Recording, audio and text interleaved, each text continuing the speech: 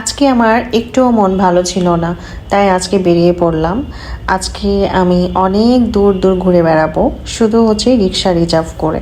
আজকে প্লেন চত্বর, ভদ্রা থেকে শুরু করে পদ্মার লেক থেকে শুরু করে ভার্সিটি, তারপরে কোর্ট স্টেশন থেকে শুরু করে সিমলা পার্ক থেকে শুরু করে আইবাদ টিবাদ সব জায়গায় আজকে ঘোরাফেরা করেছি একটা অটো রিজার্ভ করে। তারপর মামার সাথে অনেক গল্প করেছি, মামার সব কিছু শেয়ার করেছে মামা আমাকে। আর আমি মামার কথা ভেবে ভাবলাম যে আসলে আমরা মানুষ যে যার কাছে কেউ কখনো হ্যাপি না। তারপরে যাই হোক, আমি মামার জন্য কিছু একটা করেছি, যদিও আমি এইসব ভিডিওগুলো কখনো ক্যাপচার করি না, কারণ এটা আমার কাছে মনে হয় না যেগুলো করা উচিত। তারপরে হচ্ছে তাকে জাস্ট শুধু তার বেবির জন্য, তার ফ্যামিলির জন্য আসলে ছোট্ট একটা গিফট আমার জন্য।